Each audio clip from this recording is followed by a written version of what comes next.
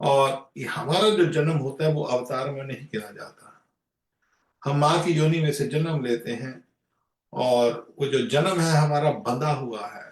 हमको ये नहीं पता हम कहाँ पर जन्म लेंगे, किस अवस्था में जन्म लेंगे, हमारा नाम क्या होगा, हमारा रंग क्या होगा, हमारा भाग्य क्या होगा।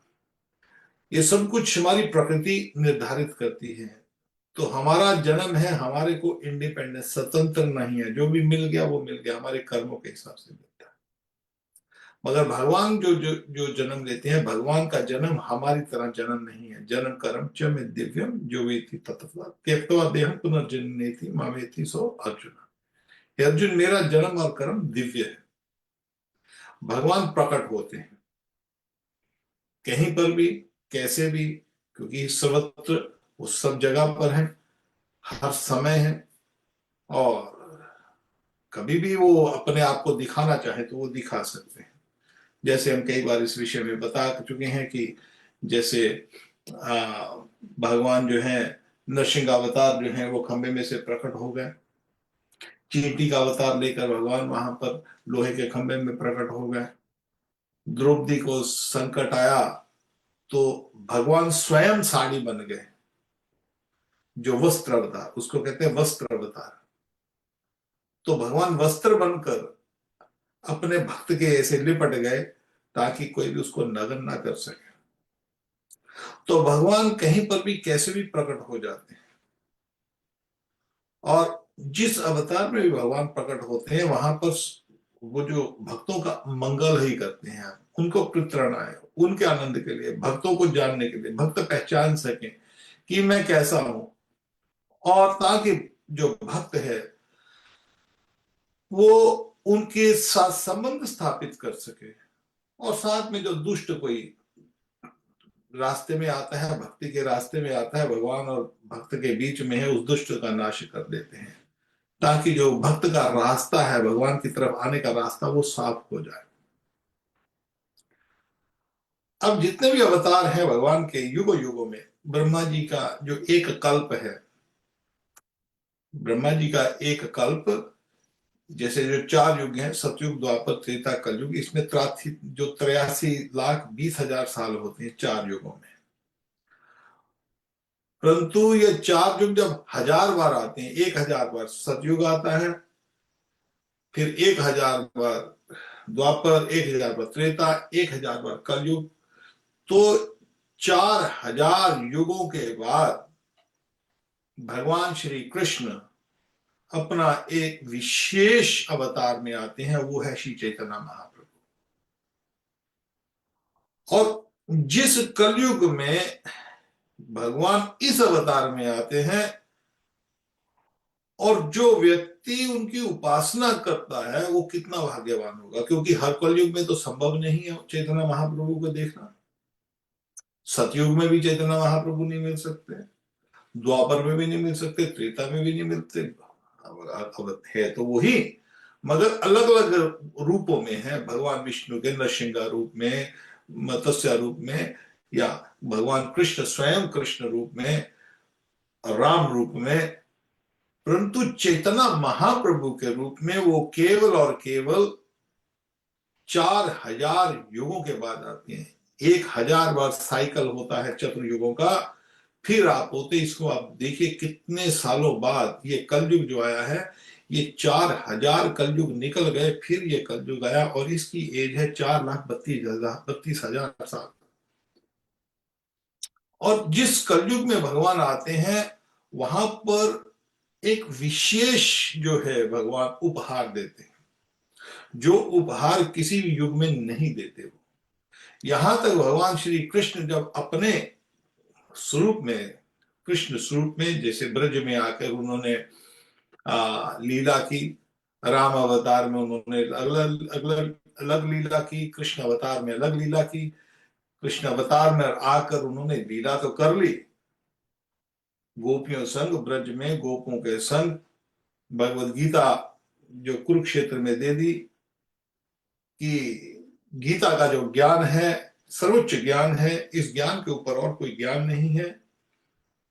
मगर गीता के जो लास्ट जो जो उसका निचोड़ है गीता का, वो भगवान कहते हैं मन मना मद भक्तो मद याची मम नमस्कुरु, कि मेरे भक्त बनो, मेरी पूजा करो, मेरी शरण में आ जाओ। ना चिंतन मम ये जन परिपास्ते, बाकी सब आश्रयों को छोड़कर, बाकी सब जो जितने भी चिंतन है, जो हम सोचते हैं, हम किसी का आश्रय लेते हैं, किसी का सहारा लेते हैं, तो यहां पर भगवान कह रहे हैं कि वो सब कुछ छोड़कर, सब चिंताओं को, सबको छोड़कर, सर्व धर्मान परित्यज्य मम एकम शरणम व्रज, सब धर्मों को, सब ड्यूटीज को, सब कुछ छोड़कर केवल केवल मेरी शरण में, मेरी शरणागत में आ जाओ। अब वो जो शरणागत लेनी है, कैसे लेनी है, अलग अलग ऋषि मुनि भगवान की उपासना करते हैं और अपने अपने भाव के संग उनकी उनके साथ संबंध जोड़ते हैं और भगवत धाम जाते हैं। परंतु इस अवतार में भगवान श्री चैतन्य महाप्रभु एक बात देते हैं जो दूसरे अवतारों में नहीं देते हैं, वो है भावोल्लास मंजरी उपासना, गोपियों की उपासना।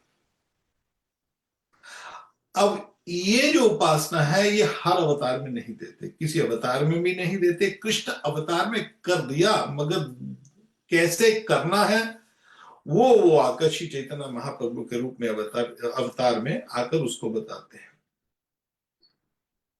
अब ये जो गोपियों की उपासना है, ये जो विधि है कैसे की जाए, इसीलिए नमो महावदन्य कृष्ण प्रेम प्रदायते कृष्णाय कृष्ण चैतन्य नामने गोरख विषय। इस अवतार में भगवान किसी को मारते नहीं है।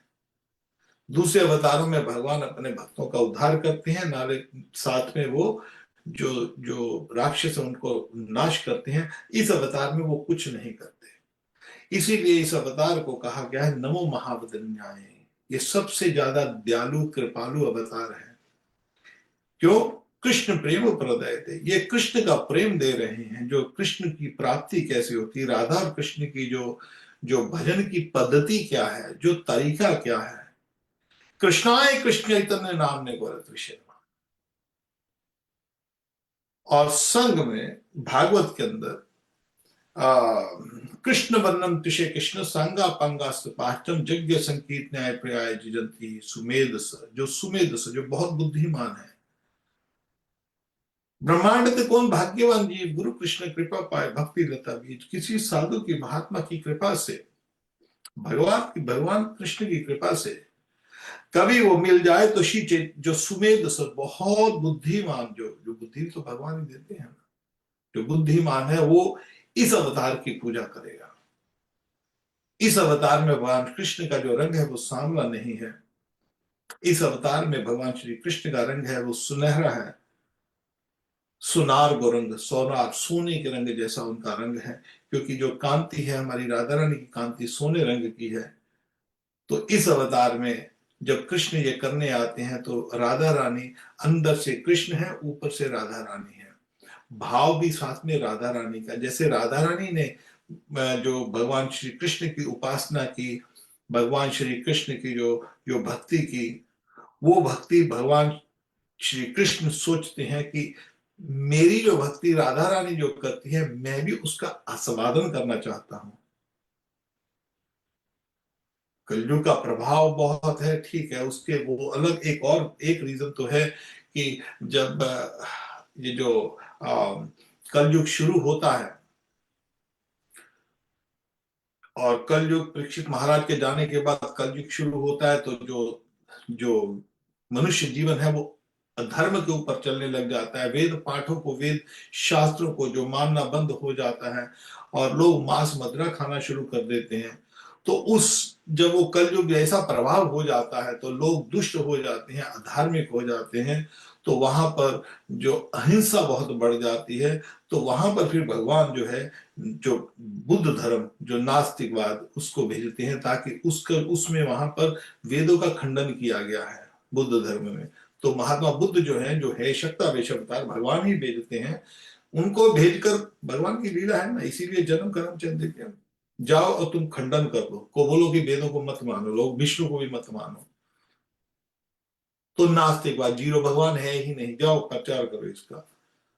तो बुद्ध आता है, बुद्ध सिद्धार्थ, अलग कथा है उनकी।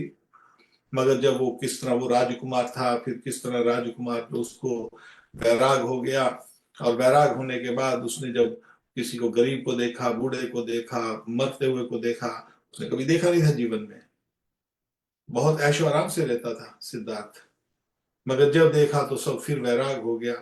और वैराग होकर भगवान ने वो पद्धति उसको भेजा कि तू, उसने फिर प्रचार किया निर्वाण का। 84 लाख योनियां हैं, मगर भगवान को नहीं, छोड़ो विष्णु को, छोड़ो भगवान को, छोड़ो वेद शास्त्र को, इसको नास्तिकवाद कहते हैं।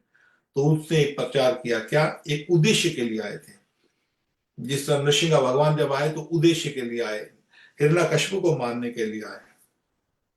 वामन अवतार में आए तो बलि महाराज से 3 पग जमीन लेकर शरणागति सिखाने के लिए आए। तो भगवान ने जब शक्ति देकर इस बुद्ध जी को शक्ति दी कि तुम इसका प्रचार करो, अहिंसा पर मत, छोड़ो वेदों को, छोड़ो शास्त्र को, छोड़ो भगवान को, छोड़ो विष्णु को, ये कुछ नहीं है, छोड़ो। तो आप क्या करो, अहिंसा पर मत धर्म, बस केवल अहिंसा, किसी को मारो मत। अब खंडन हो गया, लोग मारने तो ठीक है, वेजिटेरियन तो बन गए, मगर खंडन हो गया वेदों का, वेद बंद हो गए। वेद शास्त्र बंद हो जाएंगे तो भगवत भगवान धाम कैसे जाएंगे। उसके बाद फिर जो है हमारे जो शंकर जी हैं वही वापिस आते हैं, और देवी को उन्होंने कहा हुआ है पद्म पुराण में, देवी मैं कल युग में जाऊंगा, मैं भी एक ऐसी भाषा करूंगा, कैसी भाषा करूंगा, मायावाद सशास्त्र, मैं भी मायावाद दूंगा। मायावाद में जैसे हमने बताया था कि भगवान है ही नहीं, भगवान निराकार हैं, या कोई भी पूजा कर लो सब रास्ते एक हैं, हम भी ब्रह्म हैं, हम उसमें जाके मिल जाएंगे, ये मायावाद कहते हैं। तो शंकर जी, ये शंकर जी ने किया। शंकर जी ने आकर क्यों किया, बोले नहीं नहीं वेद सच है। शंकर जी ने आकर मायावाद असत शास्त्र प्रच्छन्नम बौद्धम उच्चते हैं। तो उन्होंने कहा, पहले बुद्ध धर्म तो भी शुरू नहीं हुआ, मगर उन्होंने पद्म पुराण में पहले ही देवी को कहा, देवी मैं जब आऊंगा तो बुद्ध धर्म की तरह का ही एक प्रचार करूंगा।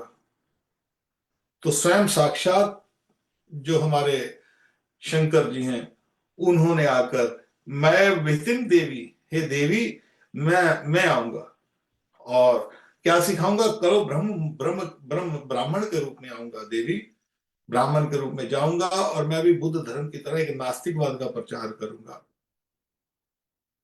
तो बुद्ध धर्म में जो प्रचार है उसमें ये प्रचार है कि वेदों को मत मानो, भगवान को मत मानो, है ही नहीं। अब उसको दोबारा स्थापित करने के लिए फिर श्रीपा शंकराचार्य जी आते हैं 2500 साल पहले, और फिर उनके जो, क्योंकि वो साधारण व्यक्ति तो है नहीं, तो जो बुद्ध जीवी थे, जो बुद्ध जो मत को आ, आ, पालने, मत को जो अनुयायी थे, तो शंकराचार्य के सामने कोई टिका नहीं, तो सब भाग गए, थोड़े बहुत रह गए, जिनको आज भी जो दलित वगैरह जो भी बोलते हैं उनको, तो चाइना वाइना सब चले गए, बुद्ध धर्म के जो था वो प्रचार खत्म कर दिया। श्रीपाद शंकराचार्य जी ने, शंकराचार्य जी ने ये प्रचार किया कि वेद भी है, शास्त्र भी है, मगर भगवान निराकार है। अब फिर यहाँ पर श्री चैतन्य महाप्रभु जब ऐसा हुआ तो वही शंकर जी सदाशिव, जो हमारे बैकुंठ है वहां पर जो शंकर जी का रूप है सदाशिव का रूप है, विष्णु और सदाशिव में अंतर नहीं है। तो सदाशिव जो है फिर वो प्रकट होते हैं जब देखते हैं कि इतना हालात है कि लोग कुछ तो नास्तिक हैं, वैसे भी धार्मिक हैं, और फिर वैसे भी जो बुद्ध धर्म के कुछ अनुयायी हैं, कुछ मायावाद के अनुयायी हैं। तो मायावाद खंडन के लिए फिर वहां पर वही शंकर जी, सदाशिव, भगवान विष्णु इकट्ठे, सदाशिव विष्णु, उन्होंने फिर आकर अद्वैताचार्य के रूप में वो अवतरित होते हैं नवद्वीप में। और जब यहाँ पर जो जो व्यवस्था देखते हैं लोगों की, अरे लोग तो बिल्कुल अभागे हैं, कोई किसी को विष्णु का पता ही नहीं है, कृष्ण का, तो कृष्ण की को तो पूजा ही नहीं कर रहा कोई भी।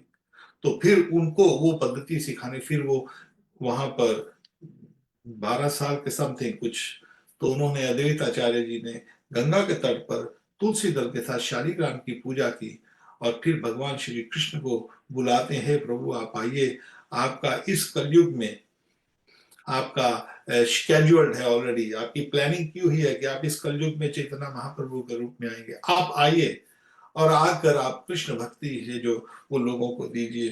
तो उनकी प्रार्थना करते हैं, तो वही श्री कृष्ण अब अद्वैताचार्य जी की पुकार पर, ठीक है तुम बुलाते हो तो मैं भी आता हूं, एक तो ये कारण, अद्वैताचार्य की पुकार पर दुखा दुखी लोगों को कृष्ण से विमुख हुआ देखकर, और दूसरा कारण श्री चैतन्य कृष्ण स्वयं एक बात का अनुस्वादन करना चाहते थे कि मैं भी उसका स्वादन करूं, मैं भी उसका रस देखूं कि मेरी राधा है जो है वो मेरे लिए किस तरह तड़पती है, उस तड़प का अनुभव क्या है।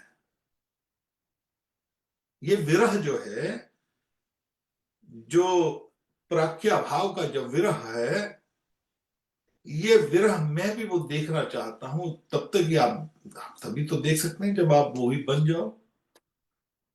तो उस विरह का अनुभव करने के लिए श्री चैतन्य कृष्ण भगवान जो है वो राधा का भाव लेकर श्री कृष्ण भगवान अवतरित होते हैं। 18 फरवरी 1486 फागुन की पूर्णिमा को, होली के दिन, वो जगन्नाथ मिश्रा और सची माता के घर प्रकट होते हैं। और जब भगवान आएंगे तो भगवान के पहले सब पार्षद आते हैं, तो भगवान के सारे, जैसे कोई प्राइम मिनिस्टर जाता है तो उसके पहले सारी व्यवस्था की जाती है, उसकी सिक्योरिटी वगैरह ये वो, उसका सब कुछ भी आ रहे हैं, सब सब अरेंजमेंट होता है पहले एडवांस में। तो श्री चैतन्य महाप्रभु जो है आने से पहले उनके सब पार्षद वहां पर प्रकट होते हैं नवद्वीप में, वो गोपियां सब अपना अपना वहां पर। तो वो ही नंद बाबा जो है वो जगन्नाथ मिश्रा बनते हैं, और जो सची माता है उनकी जो माँ चैतन्य, जो यशोदा और देवकी इकट्ठी, यशोदा देवकी, वो जो है वो सची माता के रूप में वहां पर उनके घर, जो चैतन्य महाप्रभु जो फागुन की पूर्णिमा पूर्णिमा 1486 सन में नवद्वीप में वहां पर प्रकट होते हैं। और श्री चैतन्य महाप्रभु जो जन्म लेते हैं शाम को लेते हैं, जब सूरज चंद्रमा निकलता है, और चंद्रमा निकलते समय शाम को जब ये सूरज छुप जाता है, चंद्रमा निकलने लगता है, उस समय पर चैतन्य महाप्रभु जब नीम वृक्ष के नीचे वो जन्म लेते हैं, तो इसलिए उनका एक नाम है निमाई। और कहां पर जन्म ले रहे? नवद्वीप में। अब नवद्वीप में एक और भी कारण है लेने का। नवद्वीप में चैतन्य महाप्रभु क्यों प्रकट होते हैं? क्योंकि गंगा जी ने प्रार्थना की थी।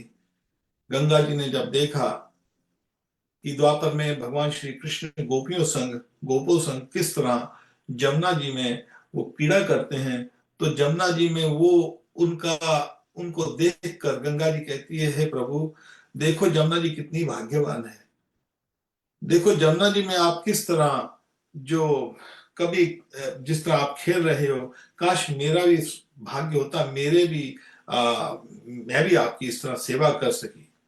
तो फिर वहां पर भगवान श्री कृष्ण ने उसको एक प्रॉमिस दिया था, वचन दिया था, गंगा तू चिंता मत कर, जब मैं गौरंग महाप्रभु के रूप में आऊंगा तो तब मैं तेरे जल में वहां पर खेलूंगा। जिस तरह यहाँ पर ब्रज में यमुना जी, जो 84 कोस जगह है जमुना जी, वही बैकुंठ, वही गोलोक धाम, उसमें बिल्कुल अंतर नहीं है। नवद्वीप की 84 कोस जगह और ब्रज की 84 कोस जगह में कोई भी भेद नहीं है, बिल्कुल वही है। मगर वहां पर जमुना जी, यहां पर गंगा जी, तो गंगा जी को वचन दिया था। अब गंगा जी ने देखा कि मैं आ रही हूं, तो गंगा जी तो कल कल वहां से गोमुख से निकलती है, और देवप्रयाग में अलकनंदा भगीरथी मिलकर गंगा जी के नाम से चलती है, कल कल चलती हुई वो खूब आती है, सब जगह पर जाती जाती। मगर जब नवद्वीप पर पहुंचती है तो उसकी शाखाएं बढ़ जाती है, वो धीरे हो जाती है, बहुत धीमी हो चलती है। एक ही ऐसी जगह है जहां पर वो धीमे चलती है। धीमे भी ऐसे चलती है क्योंकि वो, जैसे हमारे जो आचार्यगण हैं वो क्या बताते हैं कि जमुना जी वहां से जल्दी चलना नहीं चाहती, उस जगह का आलिंगन करना चाहती है। और सारे नवद्वीप का आलिंगन करने के लिए उसने अलग अलग शाखाओं में बट जाती है। एक गंगा की धार चलती है, मगर अलग अलग शाखाओं में बटकर वहां पर 9 द्वीपों को, द्वीप द्वीप कहते हैं आइलैंड्स, तो वहां पर 9 द्वीप बन जाते हैं, इसीलिए उस जगह को कहते हैं नवद्वीप। और उन नवद्वीपों में वहां पर श्री चैतन्य महाप्रभु लीला करते हैं, उस गंगा जी के जल में खेलते हैं। और वहां नवद्वीप से जो गंगा आगे चलती है, आगे फिर जाकर एक बन जाती है। तो वहां पर गंगा जी की इच्छा पूरी करने के लिए राधा रानी की जो भक्ति है, राधा रानी की भक्ति कैसे की जाए, उसका आस्वादन करने के लिए श्री चैतन्य महाप्रभु यहां पर जब प्रकट होते हैं। मगर एक बात और आती है, श्री चैतन्य महाप्रभु जिस बात को यहां पर बताने आए हैं, वो आजकल जैसे हम देखते हैं कि कलयुग पाखंड है, और जो विधि, वास्तविक विधि क्या है भगवान की प्राप्ति करने की, राधा रानी के भाव की भक्ति, बाबुलास मंजरी उपासना, गोपियों की जो उपासना है, वो केवल और केवल सबसे बढ़िया जो मेथड है भक्ति करने का, वो चैतन्य महाप्रभु का है। चैतन्य महाप्रभु से ऊपर कोई माई का लाल नहीं दे सकता, कोई देवी देवता नहीं दे सकता, यहां तक ब्रह्मा कोई भी उसको नहीं दे सकता। ये जो भक्ति है, क्योंकि भगवान से ऊपर कौन दे सकता है, और स्वयं कृष्ण जो है वो ही गोपियों को, उनसे अलावा कौन बता सकता है कि इस तरह गोपियों की भक्ति की जाए। आजकल बहुत पाखंड चल रहा है, राधा रानी के नाम पर भी बहुत पाखंड चल रहा है। अब कई बार बताना पड़ता है, आजकल आप देखेंगे कि एक यहाँ पर कोई एक बॉम्बे में एक राधे माँ के नाम की औरत घूमती है, उसने राधे माँ ला के अपना एक पाखंड चलाया हुआ है, और माता रानी बन के वो त्रिशूल लेकर मूर्खों की तरह बातें करती है, कोई शास्त्र ज्ञान नहीं है, कुछ नहीं है, अपने आप को माता रानी बोल के, दुर्गा माता रानी बोल के, राधे माँ ना रख के, राधा रानी के ऊपर नाम रख के अपना पाखंड चलाती है। केवल वो नहीं, असंख्य यहाँ पर आप देखें, दिल्ली में तो बहुत है, लोग तरह तरह की औरतें हैं, उसके अंदर माता आ रही है, दुर्गा जी आ रही है, और लोगों की इच्छाएं पूरी करते हैं, लोग भी वहां पर खूब जाते, जय माता दी करते हैं बेचारे। अब ऐसे पाखंडी लोगों, मेरे को एक बात बताइए, मैं आपको सच्ची बोलता हूँ, जो बोलती औरत बोल रही है ना, मेरे को ऊपर माता जी आती हैं, मैं दुर्गा जी आती हैं, मैं दुर्गा का आवेश है मेरे ऊपर, मैं दुर्गा माता बन गई हूँ, मैं ये हूँ, उसको एक काम करो, उसके पीछे शेर, शेर को छोड़ दो, बोलो तुम माता रानी हो ना, तो तुम ऐसा करो, मैं एक जंगली शेर लेके आता हूँ, उसके पिंजरे में उस माता जी को डाल दो, जय माता दी करते करते, उसको बोलो जा बैठ, इस पिंजरे में बैठ, शेर के ऊपर बैठ के दिखा मेरे को। कभी तो वो सच्ची माता होगी तो शेर के ऊपर बैठ जाएगी, और नहीं होगी तो नहीं बैठेगी, तो शेर ही खा जाएगा उसको। तो मैं आपको गारंटी करता हूं, 90.99999% जितनी भी ऐसा माताएं हैं ना, उसको शेर जी खा जाएंगे। ये पखंड है। इसी तरह राधा रानी की भक्ति करने के लिए आजकल कैसे लोग पाखंड चलता है, लोग जो वास्तविक में भक्ति कैसे करनी है, श्री चैतन्य महाप्रभु ने बताई है। हमारे जो चेतना महाप्रभु की भक्ति को जानना है, तो उसके लिए आपको जो हमारे षट गोस्वामी हैं, रूप सनातन भट्ट रघुनाथ, जीव गोपाल भट्ट दास रघुनाथ, केवल वही पद्धति ठीक है। चैतन्य मंगल, चैतन्य भागवत और चैतन्य चरितमृता, ये 3 ग्रंथ जो हैं, भगवान को जानना है तो आपको गीता पढ़नी पड़ेगी। भगवान आत्मा क्या है, परमात्मा क्या है, प्रकृति क्या है, भगवत धाम क्या है, कर्म क्या है, ज्ञान क्या है, उसके लिए गीता पढ़नी पड़ेगी, उसको गीता को फॉलो करना पड़ेगा, पढ़नी नहीं, उसको उसको फॉलो करना पड़ेगा। और भगवान की लीलाओं को जानना है तो भागवत और रामायण पढ़नी पड़ेगी, उसका आश्रय लेना पड़ेगा। पढ़ना नहीं, पढ़ना का अर्थ होता है वैसे जैसे पुस्तकें पढ़ते हैं, उसका मेरा अभिप्राय उससे नहीं है। इस शास्त्र के हिसाब से आपको चलना पड़ेगा। गीता और रामायण और भागवत, ये 2 ग्रंथ, इनको आप करेंगे तो वैकुंठ निश्चित प्राप्त है। इनके हिसाब से चलेंगे तो वैकुंठ तो मिला ही मिला है। वैकुंठ की कोई उसको कोई छीन नहीं सकता। परंतु भगवान की जो राधा रानी की उपासना है, विष्णु का जो पर्सनल रूप है वो कृष्ण है, विष्णु का जो ऑफिस का रूप है वो वैकुंठ है। चतुर्भुज रूप उसकी उपासना करनी है, भागवत पढ़िए, रामायण पढ़िए, गीता पढ़िए, वैकुंठ प्राप्ति हो जाएगी। परंतु कभी राधा रानी की भक्ति जो है, गोपियों की भक्ति कैसे करनी है, ब्रज की भक्ति कैसे है, तो उसके लिए आपको भगवान से ही सीखना पड़ेगा, क्योंकि भगवान से उत्तम कोई गुरु नहीं दे सकता। आजकल जितने भी गुरु वगैरह दे रहे हैं, भले वृंदावन में हो को राधा राधा दे रहे हैं, रात को 2 बजे जुलूस निकलता है बॉलीवुड की तरह, बॉलीवुड के गाने लगते हैं, ऐसा पखंड नहीं। भगवान की भक्ति जो है चैतन्य महाप्रभु ने जो सिखाई है वो बहुत दीनहीन बनकर सिखाई है। भगवान की जो भक्ति करनी है, भगवान श्री कृष्ण की, राधा रानी की जो भक्ति है वो आजकल जैसे होती वैसे नहीं होती है। भगवान राधा रानी की जो भक्ति करनी है तो आपको केवल और केवल श्री चैतन्य महाप्रभु को ही आपको, आप जब तक फॉलो करेंगे या उनके जो जो उनके जो रूप साधन भट्ट श्री युगल बरदास जो पद्धति दी है चैतन्य महाप्रभु ने, उससे ज्यादा कोई गुरु गुरु उसकी आपको पद्धति नहीं दे सकता। क्योंकि आजकल देखते हैं सोशल मीडिया पे लोग, अपने गुरु लोग हैं, खूब राधा रानी का नाम, राधा राधा प्रचार करो, खूब मीडिया, सोशल मीडिया रखा हुआ है, उसमें खूब आप अपना जुलूस प्रदर्शन करो, ये करो, इससे, या अपनी शक्ति प्रदर्शन करो, देखो जी शक्ति से बीमारी मेरे को कुछ नहीं कर सकती, ये शक्ति प्रदर्शन है।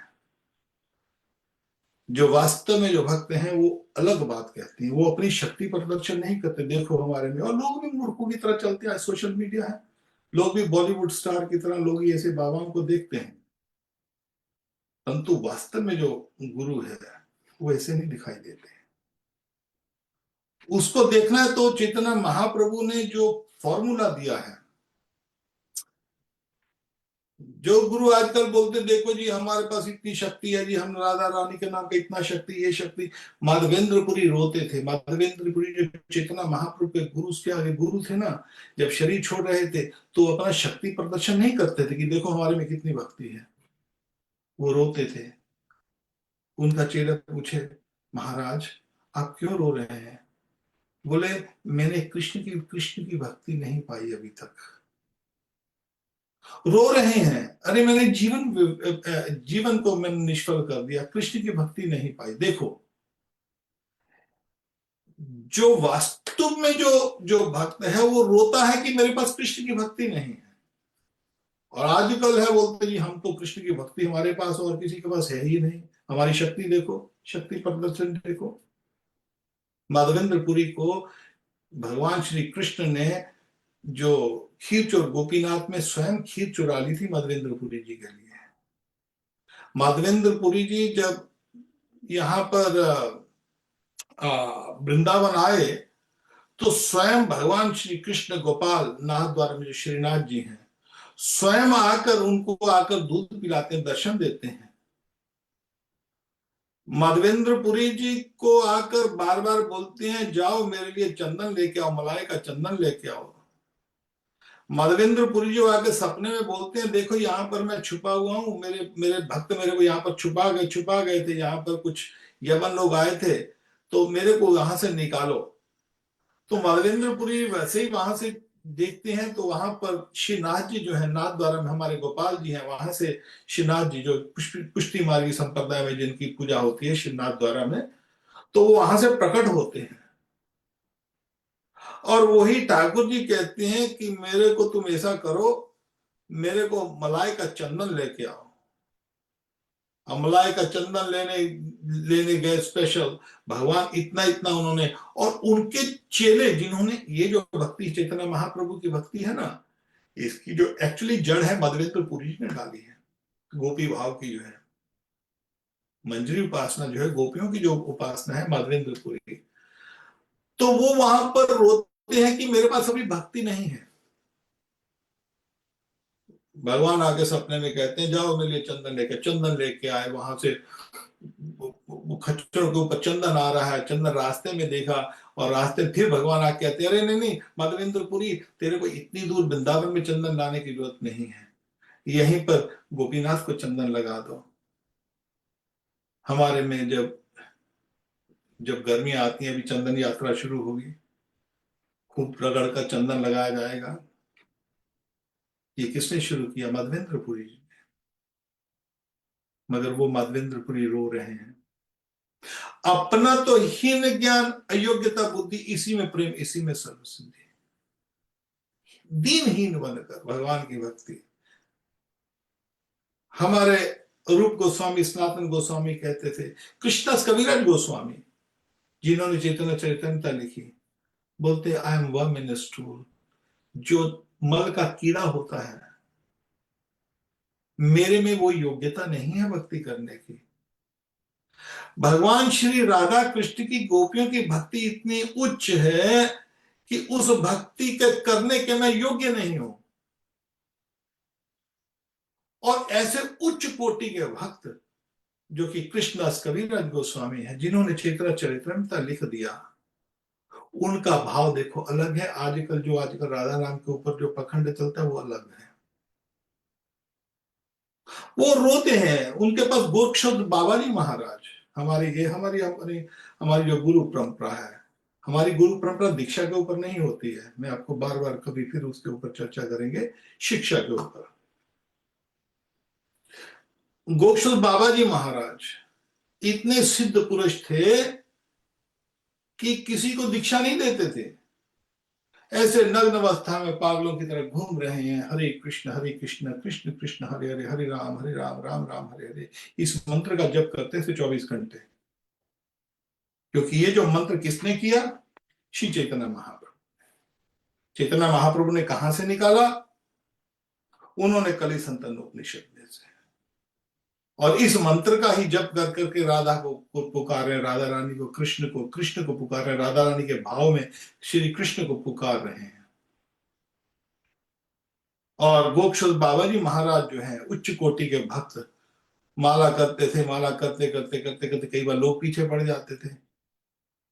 अब आप देखते थे ना, जैसे मैं बात बात लोग लोग तो आजकल तो सोशल मीडिया के खूब अपने आप को प्रमोट करते हैं। 1 मिनट के बाद आप कभी सोशल मीडिया पे जाओ तो आजकल के बाबा जो आते हैं ना, मिनट मिनट के बाद वो अपने वीडियो चढ़ाते हैं। उन्होंने अपना एक पूरा नेटवर्क बनाया हुआ है सोशल मीडिया को प्रमोट करने के लिए। इससे जीवन का लोगों का कल्याण नहीं होगा। लोग लगेंगे, भेड़ चाल है, मगर वास्तविक कल्याण करना है तो श्री चैतन्य महाप्रभु को फॉलो करना पड़ेगा। चेतना चैतन्यता, चेतना भागवत, चेतना मंगल, इससे सिवा राधा रानी को कोई जान नहीं सकता।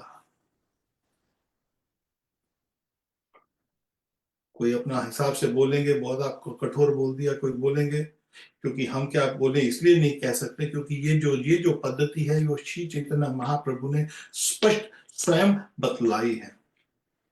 अब ये टॉपिक इसलिए मैंने बोला है कि चैतन्य महाप्रभु ने, गोरक्षोद बाबा जी महाराज जो थे, नाम जब करते थे तो एक बार पाखाने में, जिसको जहां टॉयलेट करने जाते हैं ना, पॉटी करने जाते हैं, आजकल तो फ्लश लगी हुई है, पुराने जमाने में फ्लश नहीं होती थी। पुराने जमाने में तो ज्यादा से ज्यादा कहीं पर कोई औरतों के लिए क्या कवर करने के लिए कमरा सा बना देते थे। कभी कोई गया तो खेतों में चला गया, ठीक है, खेतों में नहीं है, कोई थोड़ा सा दूर है खेत, तो एक जगह तो भंगी उठा के लेके जाता था उसको, एक एक कमरे में कमरा बना दिया, जगह बना दी, तो उसमें अपना जो भी आपको मल मूत्र त्यागना है, तो उसके बाद भंगी आके उठा के लेके जाता था। ये हमने अपने देखा अपने जीवन में। तो अब गोक्षद बाबा जी महाराज ख्याति के लिए, अरे मेरे पीछे लोगों को पता ना लग जाए मैं भजन कर रहा हूं। जो भक्त है, असली भक्त है, वो दिखाता नहीं है कि मैं भजन करता हूं, मैं बहुत सिद्ध हूं, मेरे में बहुत शक्ति है, मेरे में मैं ये बीमारी दूर कर दूंगा, मैं ये कर दूंगा, मैं वो कर दूंगा, हजारों करोड़ों मेरे फॉलोअर बन गए हैं, मेरी पॉपुलैरिटी बहुत है, मेरे को बहुत पता है, मेरे को शास्त्रों का बहुत पता है। अरे ना,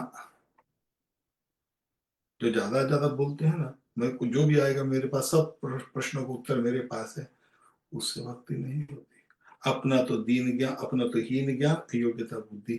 जो वास्तविक में जो भक्त होता है, जो वास्तविक में शुद्ध भक्त बोलता है मेरे पास ज्ञान ही नहीं, मेरा ज्ञान तो है नहीं, मेरे पास बुद्धि मेरे पास है नहीं, मेरे को तो केवल एक ही पता है कि कृष्ण भगवान है। और चैतन्य महाप्रभु ने जो सिखाया है, एक और बात सिखाई है। चैतन्य आजकल जो राधा के नाम के ऊपर सीधा सखी बन जाओ, सीधा सखी बन जाओ, सीधा सखी बन जाओ, चैतन्य महाप्रभु ने नहीं सखी बना बताया। चैतन्य महाप्रभु ने क्या बताया? गोपी बस पद कमजो दास दास दास दास दासानुदास। मैं राधा रानी की सखी नहीं हूं।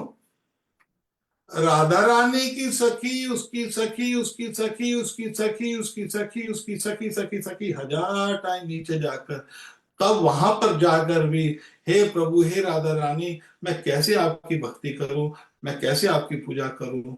तो घमंड रहित तब भगवान की प्राप्ति होती है। श्री चैतन्य महाप्रभु ने स्पष्ट दिया है, तृणदपि सुनिचेन तरुरूपी सहिष्णा अमानि न मानदेन कीर्तनीय सदा हरि। श्री चैतन्य महाप्रभु ने कहा है कि तृणदपि सुनिचेन, जो घास का तिनका होता है उससे भी विनम्र, उससे भी नीचे, उससे भी झुका हुआ, घास का तिनका, घास ऐसे खड़ा हो जाता है ना, घास के तिनके से भी नीचा, जो जब सूखा तिनका होता है, इधर कर दो, इधर कर दो, उससे भी ज्यादा विनम्र। तृणादपि सुनिचेना तरुरूपी सहिष्णुना, और पेड़ से भी ज्यादा सहनशीलता। हमें सहनशीलता नहीं है, हम में विनम्रता भी नहीं है,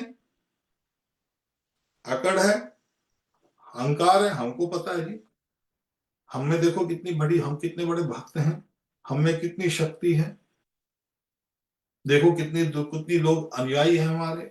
त्रादपि सुनिशिना, और तरल रूपी सहिष्णुता, और सहनशीलता। गालियां निकाल दे, बकवास कर दे, कुछ भी कुछ बोल जाए, बस उसको उसको सहन जाए, दुख ना हो उसमें। हमारे ये हमारे आ, स्वामी रामसुख जी कहते हैं कि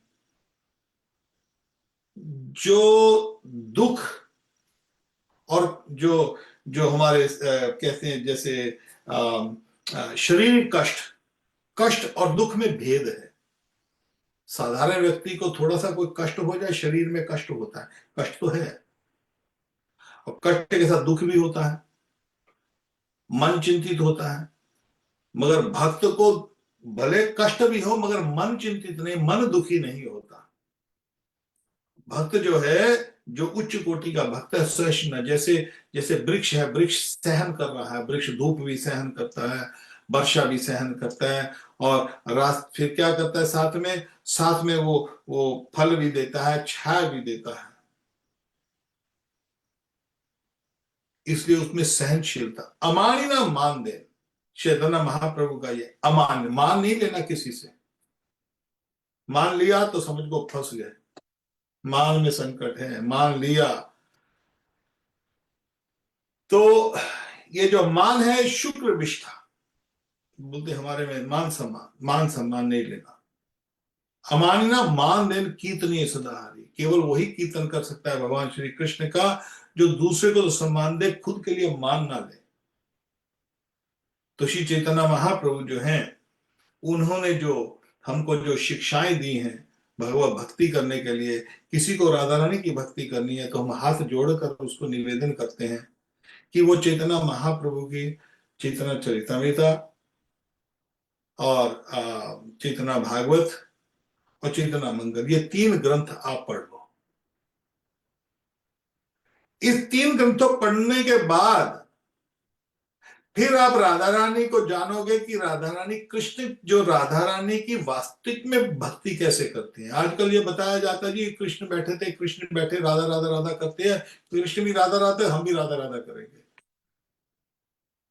अरे कृष्ण राधा राधा कर रहे हैं, कृष्ण, हम कृष्ण थोड़ी हैं, हम क्या पहाड़ उठा लेंगे क्या कृष्ण की तरह? कृष्ण राधा राधा कर रहे हैं, कृष्ण का राधा का संबंध अलग है, हमारा संबंध राधा से वो नहीं बन सकता है। तो जो लोग राधा रानी की कृष्ण की कॉपी करके राधा राधा राधा करते हैं, वो ऐसे भक्ति थोड़ी होती है भगवान कृष्ण की, राधा रानी की। वो कृष्ण है, कृष्ण अपना भाव है, उनकी अपनी लीला है। वो कैसे राधा रानी को बुला रहे हैं, उनकी भक्ति है। हमको कैसे राधा रानी को बुलाना है, हमको कैसे कृष्ण करनी, उसके लिए आपको चैतन्य महाप्रभु को फॉलो करना पड़ेगा। श्री चैतन्य महाप्रभु ने जो विधि बताई है, श्री चैतन्य महाप्रभु जब राधा रानी की बात करते थे, पब्लिक में राधा रानी गोपियों की बातें नहीं करते थे जैसे आजकल जो लोग कर रहे हैं। कपड़े पहनकर गोपियां नहीं बन जाओगे, केवल सीधा। आज मेरे को तो आजकल हैरानी होती है जी, हैरानी ऐसे होती है।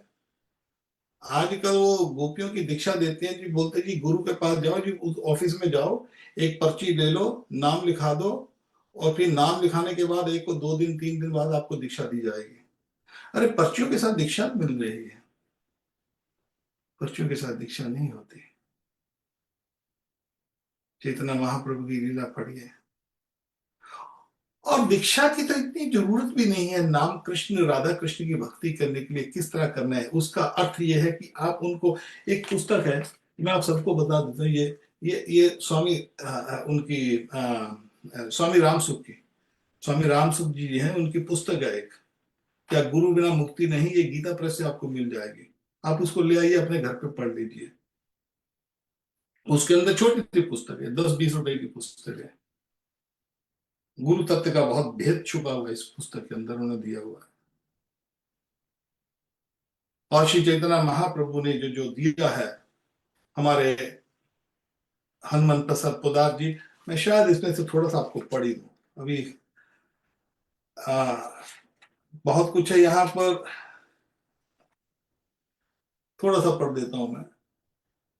यहाँ पर वो कहते हैं, मैं रैंडम उठा रहा हूं, मैंने वैसे, कारण कि चेले भगवान को तो पकड़ते हैं, गुरु को नहीं। यहाँ पर पढ़ता, गुरु बनाने पर उसकी महिमा बताते हैं कि गुरु गोविंद से बढ़कर है। इसका नतीजा यह होता है कि चेला भगवान के भजन में ना लगकर गुरु के ही भजन में लग जाता है। यह बड़े नर्थ की नरकों में ले जाने वाली बात है। यह अच्छे संत की बात है, उन्होंने, चेलों ने भगवान से बढ़कर मानना शुरू कर दिया तो उन्होंने चेला बनाना छोड़ दिया। ये पिछले किसकी बात बता रहे हैं कि गुरु जी थे, तो वो उन्होंने बोला मेरे को चेला बनाना ही नहीं। कारण कि चेले भगवान को तो पकड़ते हैं, गुरु गुरु भगवान को तो नहीं पकड़ते, गुरु को ही पकड़ लेते हैं। गुरु की बात सुनकर मनुष्य भगवान में लग जाए तो ठीक है, पर वह गुरु में ही लग जाए तो बड़ी हानि की बात है। तो यहां पर वो भगवान की जगह अपनी पूजा करवाना पखंडियों का काम है, जिसके भीतर शिष्य बनाने की इच्छा है, रुपयों की इच्छा है, मकान आश्रम आदि बनाने की इच्छा है, मान बढ़ाई की इच्छा है, अपनी प्रसिद्धि की इच्छा है, उसके द्वारा दूसरे का कल्याण होना तो दूर रहा, उसका अपना कल्याण भी नहीं हो सकता। बहुत कुछ यहाँ पर इस छोटी सी पुस्तक में उन्होंने बहुत अच्छी बातें बताई गई हैं। यहाँ पर एक और बात बता दो, पर आप खुद, ये आया है तो विषय आया है, जो सच्चे महासंत महात्मा होते हैं उनको गुरु बनने का शौक नहीं होता, परंतु दुनिया के उद्धार का शौक होता है। उनमें दुनिया के उद्धार की स्वाभाविक सच्ची लगन होती है। मैं भी अच्छे संत महात्माओं की खोज में रहा हूं, और मेरे को अच्छे संत महात्मा मिले भी हैं, परंतु उन्होंने कभी ऐसा नहीं कहा कि तुम चेला बन जाओ तो कल्याण हो जाएगा। जिनको गुरु बनने का शौक है वही ऐसा प्रचार करते हैं कि गुरु बनाना बहुत जरूरी है, बिना गुरु के मुक्ति नहीं होती, आदि आदि। अब यहां पर आगे क्या कहते हैं वो कहते हैं कोई वर्तमान मनुष्य ही गुरु होना चाहिए। अब यहां पर ये बहुत बड़ी है, एक लाइन में बहुत गहरा राज छुपा हुआ है। गीता प्रेस की ये पुस्तक है, आप अगर ला सकते हैं।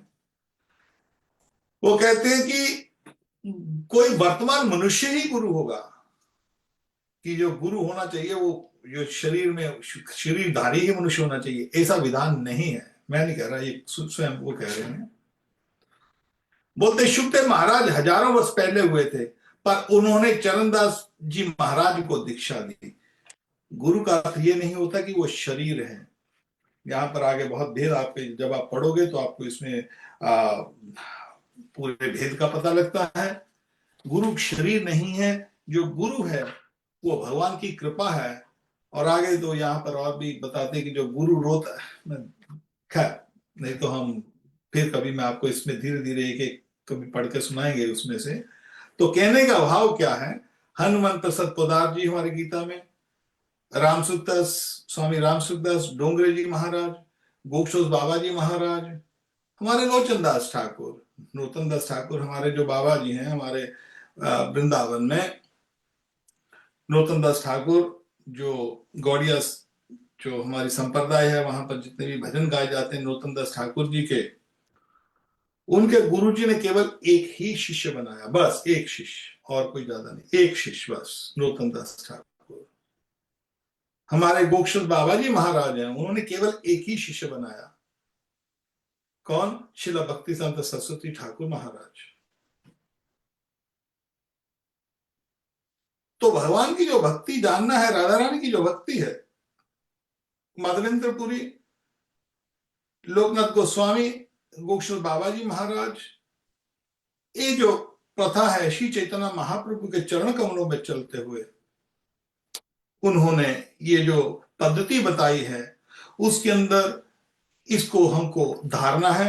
और कई लोग, एक और बात आती है, कई लोग बोलते हैं जी हम चैतन्य महाप्रभु को नहीं मानते, वो तो एक जी ठीक है वो साधु है जी, हमारे हमारी हमारी अलग, हम उसको नहीं मानते, हमारी प्रथा अलग है, वो भी एक शुद्ध भक्त थे। ये लोग ऐसा कह देते हैं, लोग जो आजकल ऐसे ऐसी जो जो जो जो भी नाम नहीं बार बार लूंगा मैं।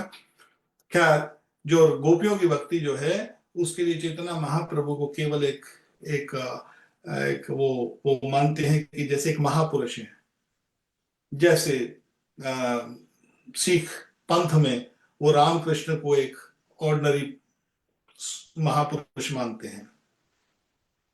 तो मगर उनके लिए मैं आपको एक संदेश देता हूं कि चैतन्य महाप्रभु जो महापुरुष नहीं है, चैतन्य महाप्रभु को एकमात्र भक्त नहीं है, चैतन्य महाप्रभु राधा कृष्ण है। उसका प्रत्यक्ष प्रमाण जो है वो गरुड़ पुराण में है, वो पद्म पुराण में है, नारद पुराण में है, नरसिंह पुराण में है, विष्णु पुराण में है, वायु पुराण में है, श्रीमद् भागवत में है। ये मैं नहीं कह रहा, ये सब पुराण चीख चीख कर कह रहे हैं कि श्री चैतन्य महाप्रभु भक्त नहीं है, श्री चैतन्य महाप्रभु राधा कृष्ण स्वयं साक्षात स्वयं है। उसका प्रमाण ये है, कृष्ण वंदम तुष्य कृष्ण संगा पंगास्त्रपाचम यज्ञ संकीर्तनाय प्रियाय जुजंती सुमेध। लोग बोल देंगे जी ये तो ठीक है जी, कहा है भागवत के अंदर कि जो कृष्ण है उनका रंग अकृष्ण होगा, रंग उनका सांवला नहीं होगा, और वो यज्ञ संकीर्तन करेंगे, जो जो बुद्धिमान लोग हैं उनकी पूजा करेंगे। मगर यहाँ पर चैतन्य महाप्रभु का नाम कहाँ पर आया है? तो उनके लिए गरुड़ पुराण में लिखा है, ऐसे लोगों के लिए गरुड़ पुराण में कहा है अपूर्ण भविष्यामि, कहा मैं भविष्य में प्रकट होऊंगा।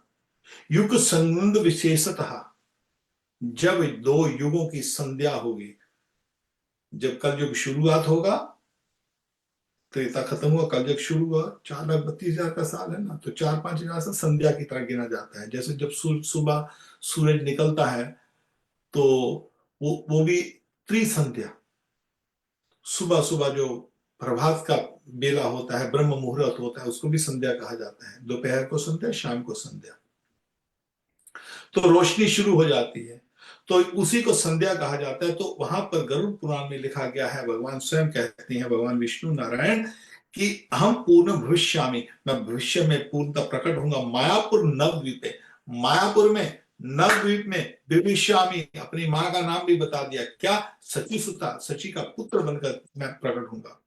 कहां पर लिखा? गरुड़ पुराण में। फिर पद्म पुराण में, पद्म पुराण में लिखा है काले प्रथम संध्या, कलयुग की प्रथम संध्या, शुरुआत संध्या में गौरंग महितले है, गौरंग महाप्रभु भगीरथ तटी रमी, वो भगीरथ के जो तटी, भगीरथ कहते हैं गंगा जी को, गंगा जी के तट पर वो रमण करेंगे। भविष्य में, भविष्य में प्रकट होंगे, क्योंकि ये शास्त्र तो ये तो 5,000 साल पहले लिखे गए ना शास्त्र ये। तो इस शास्त्रों के ऊपर वहां पर पद्म पुराण में लिखते हैं कि काले प्रथम संध्या होगी जब कलयुग की, गौरंग मही तले भगीरथ तटी रमी, गौरंग महाप्रभु के रूप में वो जो जो गंगा जी का तट है वहां पर रमण करेंगे। भविष्यामी सची सुता, भविष्य में वो आएंगे। इस तरह कौन आएंगे? सची सुता, सची माता के पुत्र बनकर आएंगे। ये कहां पर लिखा? गरुड़ पुराण में, सॉरी पद्म पुराण में। अब नारद पुराण में, भक्त रूपेण कलु संकीर्तना, भगवान श्री राधा कृष्ण भक्त के रूप में आएंगे और क्या करेंगे? कलु संकीर्तन, आरंभ भविष्यामी सची सुता, आरंभ करेंगे, शुरुआत करेंगे। अब भगवान से ऊपर कौन माई का लाल सिखा सकता है? कौन ऐसा गुरु है जो आपको देगा जी मैं तो राधा रानी की सखी आपको तुरंत बना दूंगा, रातों रात बना दूंगा। अरे चैतन्य महाप्रभु को पहले पढ़ लीजिए, देखिए कैसे बनाना है, कैसे भक्ति करना है, तब राधा रानी के चरण कमल मिलेंगे। हमारी बुद्धि से नहीं मिलेंगे, गुरु जी की बुद्धि से नहीं मिलेंगे, बाबाओं की बुद्धि से नहीं मिलेंगे। राधा रानी कृष्ण के चरण चैतन्य महाप्रभु की बुद्धि से मिलेंगे। उन्होंने कहा है आगे नारद पुराण में, फिर कहते हैं अहम एव कलो विप्रा नित्यम प्रच्छन्न विग्रह, अहम एव कलो विप्र, विप्र ब्राह्मण के रूप में भगवत भक्त रूपेण लोकान रक्षमानि सदा सर्वदा सदा। और आगे कहते हैं फिर नृसिंह पुराण में, गोपाल परिपालन ब्रजपुरे ब्रह्म हरण द्वापरे, जो गोपाल परिपालन, जो गोपाल बनकर, वही कृष्ण जो गोपाल थे, गोपियों जो जो गौओं की जो ब्रज में जो भ्रम करते थे, द्वापर के अंदर ब्रज में जो घूमते थे हमारे वृंदावन बिहारी, ऐसे ब्रज में गलियों में घूम रहे हैं, वहां पर वहां के जो लताए पत्ते उन सब जंगल में वहां पर गौचारण कर रहे हैं। गौरंग प्रिय कीर्तन कलयुग चेतना महाप्रभु, सीधा स्पष्ट नाम लिखा गया, यहाँ पर स्पष्ट चेतना महाप्रभु का नाम लिखा गया है। तो जो लोग चेतना महाप्रभु को केवल भक्त के रूप में बोल रहे हैं, या बोल रहे हैं जी हम आपको बताएंगे राधा रानी की भक्ति, राधा राधा कैसे करना है, अरे आप क्या बताओगे, चेतना महाप्रभु बता रहे हैं, उनसे ऊपर तुम कौन होते हो? गौरंग परिकीर्तन कलयुग चेतना महाप्रभु, विष्णु पुराण में फिर आगे कहा, देखो कितने शास्त्रों में कहा गया है। विष्णु पुराण में कहा स्वर्ण वर्णो हेमांगो वर्ण चंद्र, सोनार रंग में, स्वर्ण के रंग में वो चेतना महाप्रभु आएंगे और उनके उनके जो जो जो जो उनका शरीर है उसके ऊपर चंदन का लेप। गौरंग महाप्रभु ने 24 साल भगवान चेतना महाप्रभु ने नवद्वीप में लीला किया, और 24 साल जो है श्री चैतन्य महाप्रभु ने जगन्नाथपुरी में लीला की, और उनमें से 6 साल जो 48 साल चैतन्य महाप्रभु ने केवल इस पृथ्वी पर धराधर पर जो है वो लीला की। और उस लीला में अपने पार्षदों को सिखाया किस तरह विनम्र से विनम्र होकर, दीनहीन होकर कैसे भक्ति करनी है। 8 श्लोक दिए हैं बस, और कुछ नहीं दिया उन्होंने। उस 8 श्लोक में पूरी भक्ति विद्यमान डाल दी है, और उनके 8 श्लोकों के उसका जो जो उनके जो भक्त हैं, उनकी जो जो उनका रहन सहन है, उनकी भक्ति करने की जो पद्धति है, किस तरह दीनहीन होकर भगवान श्री कृष्ण की, घमंड में नहीं, और आगे भी वायु पुराण में, भविष्य पुराण में, स्कंद पुराण में, महाभारत में भी स्वर्ण हंगो हे मांगो वर्णम चंदन आगे संन्यास कृत शम शांत निष्ठा शांति परायण, ये यहाँ पर महाभारत में उसका उसका इनका चेतना महाप्रभु का जो है वो उल्लेख है। स्कंद पुराण में अंत कृष्ण बाहर गौरे, अंदर से कृष्ण बाहर गौरे, देखो स्पष्ट लिखा, और क्या स्पष्ट, और क्या दें। सांगोपांगा सुपार्षदम शचि गर्भे संयुक्त माया मनुष्य कर्म करता, मनुष्य की तरह वो करेंगे मगर सची गर्भ में, सची के गर्भ में प्रकट होंगे। और इस तरह भगवान श्री जो चेतना महाप्रभु हैं, राधा कृष्ण जो भक्ति सिखाने के लिए हमको आए हैं, ये जो आए हैं सिखाने, गौर पूर्णिमा हमारे लिए बहुत महत्वपूर्ण है। जिस तरह जो हम जन्माष्टमी, कृष्ण जन्माष्टमी और रामनवमी बनाते हैं, और साथ में नृसिंह चतुर्दशी मनाते हैं, उसी तरह हम जो है जो गौर पूर्णिमा मनाते हैं, होली के दिन श्री चैतन्य महाप्रभु अवतरित हुए हैं, और हमको जो भगवान की भक्ति करनी है, राधा रानी की जो प्राप्ति करनी है, तो वो चैतन्य महाप्रभु के चरण कमलों पर जिस जिस तरह उन्होंने भक्ति की है, उन्होंने एक ही मंत्र का जप किया है, हरे कृष्ण कृष्ण कृष्ण हरे हरे, हरे राम राम राम हरे हरे, हरे कृष्ण कृष्ण कृष्ण हरे हरे, हरे राम राम राम हरे हरे। इस महामंत्र का जप करते हुए उसको किस तरह गोपियों की प्राप्ति करनी है, उसके लिए पूरा प्रसंग दिया गया है। श्री चैतन्य महाप्रभु, श्री रूप गोस्वामी को, श्री सनातन गोस्वामी को, रामानंद रॉय को, महाराज प्रताप रुद्रा को, और हमारे जो वहां पर सर्वभौमा भट्टाचार्य जी को, प्रकाशानंद सरस्वती को, उनको शिक्षाएं दी, उनको सीख। तो इन राधा रानी की भक्ति करने के लिए उच्च कोटि की भक्ति, भावोल्लास मंजरी उपासना, राधा रानी की उपासना, यही एक तरीका है जो कि प्रमाणिक तरीका है राधा रानी को प्राप्त करने का। तो हमारा आपको हाथ जोड़कर निवेदन है कि जरूरी नहीं आपको किसी किसी संस्था को ज्वाइन करना, कि इस्कॉन को ज्वाइन करना, वो उसको ज्वाइन करना ना, किसी को ज्वाइन करने की जरूरत नहीं, कहीं पर जाने की जरूरत नहीं। घर पर बैठकर भक्तों के संग में बैठकर गीता, रामायण, भागवत और चैतन्य चरितामृत इनका आस्वादन करो। वो जो भक्त हैं जिन्होंने वैराग भाव में साधुओं के संग में रहकर, बहुत बड़ा काम है ये, इतना आसान काम मत समझिए भगवत भगवत प्राप्ति। तो इसका आनंद है, एक अथाह समुद्र है भक्ति का, और जीवन मिला है तो इस जीवन को आप जल्दी जल्दी इसको इसमें लगा लो।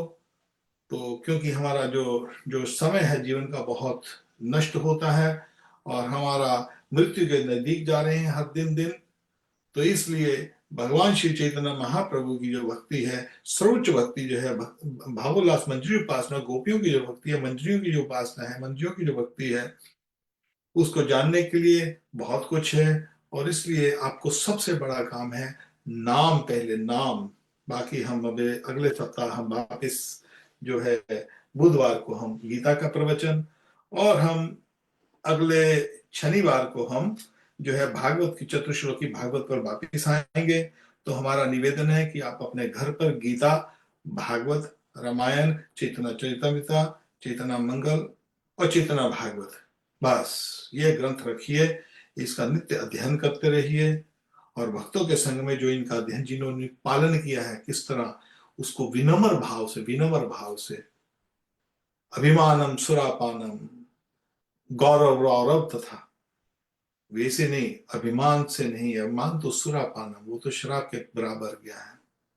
गौरव गौरव, जो गौरव होता है, घमंड होता है, वो जो गौरव जो होता है वो रौरव की तरह है, जैसे रौरव जो नरक है उस तरह है।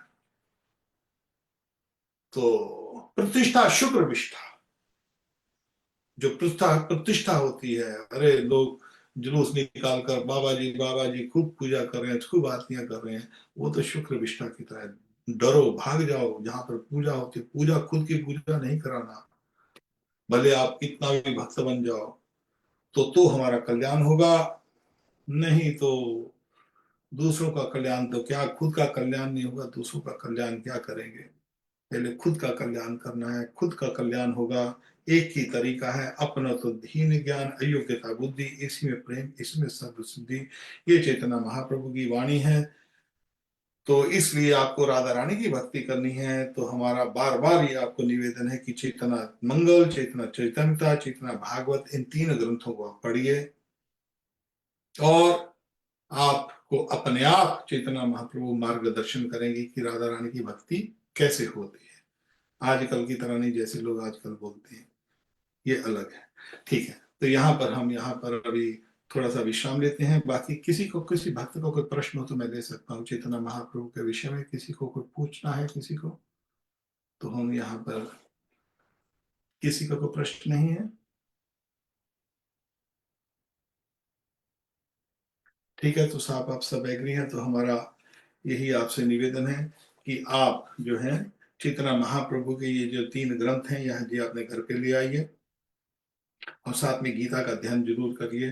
टाइम निकालिए अपने अपने अपने बिजी जो आपका जीवन है उसमें से इसको प्रायोरिटी दीजिए कि ये पहला काम मेरे को भगवान की भक्ति करना है, और नाम जप करिए, नाम जप।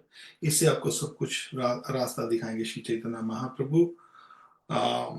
और घर में, आपके घर में गौर निताई की फोटो ला के रख लीजिए बस, और नाम करते रहिए ये महामंत्र, हरे कृष्ण कृष्ण कृष्ण हरे हरे, हरे राम राम राम हरे हरे।